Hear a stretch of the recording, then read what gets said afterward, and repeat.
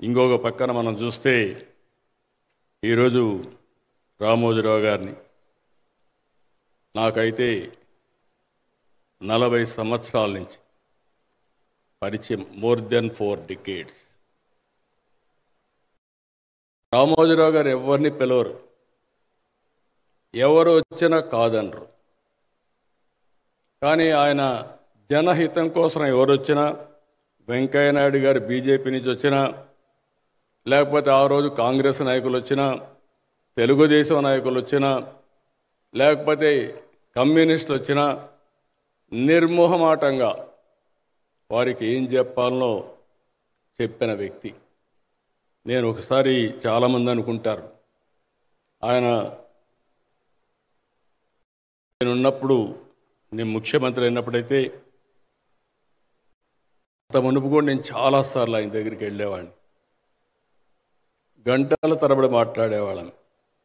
నా అనుభవం మీరు చూస్తే ఆయన ఒక మాట చెప్పేవాడు, నువ్వు నన్ను గురించి, నా ఆర్గనైజేషన్ గురించి ఎక్కడా ఒక మాట అడగద్దు, మీ ప్రభుత్వంలో నేను ఏ ఫేవర్ అడగను, నువ్వు ఏదైనా మంచి చేయాలనుకుంటే మీరు చర్చకు కావాలంటే రండి, నేను ఆ విషయాలపైన చర్చిస్తా, నీకు నచ్చితే చెయ్యి, లేకపోతే నీ ఇష్టమని చెప్పిన ఏకైక వ్యక్తి రామోజీరావు గారు అని చెప్పి కూడా నేను మీకు తెలియజేస్తున్నా.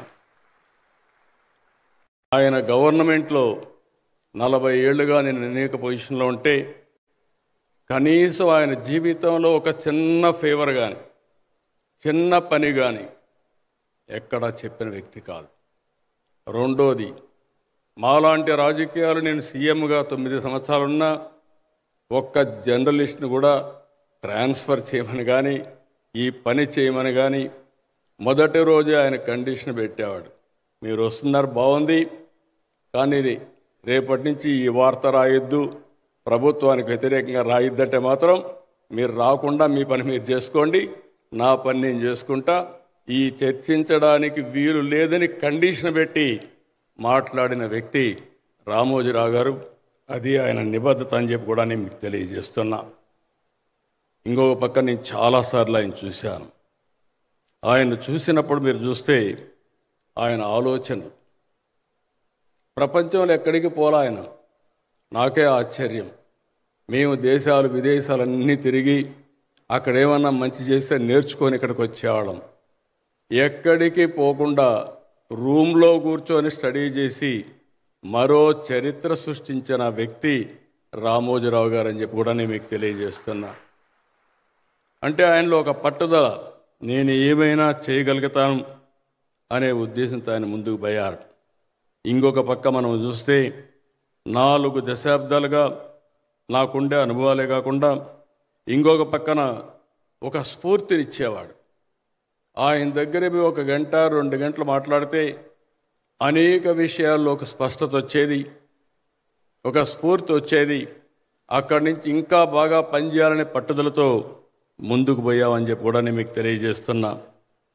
ఆయన ఒకటే ఆలోచించేవారు, మంచి సమాజం ఉండాలి, విలువలతో కూడిన రాజకీయాలు ఉండాలి, వ్యాపారాలు కూడా విలువలతో చేయాలని చెప్పి 24 గంటలు ఆలోచించి ముందుకు పోయారు. నేను ఆయన సంస్థలో మీరు ఇప్పుడు కూడా చూడండి, అందరూ కూడా మామూలు వ్యక్తులు, వాళ్ళందరినీ తీసుకొచ్చి ట్రైనింగ్ ఇచ్చి ఇప్పుడు కూడా నేను చూస్తూ ఉంటాను. వేరే పేపర్లకు, ఆయన పేపర్లకు, ఆయన చేసే వ్యాపారాలకు, వేరే వాళ్ళ వ్యాపారాలకు చాలా డిఫరెన్స్ ఉందంటే దానికి కారణం ఆయన ఇచ్చే ట్రైనింగ్ కానీ, ఆయన చేసిన విధానం కానీ, వాళ్ళకిచ్చిన స్ఫూర్తే కారణం అని చెప్పి కూడా నేను మీకు తెలియజేస్తున్నా. Please subscribe to Leo news for more videos.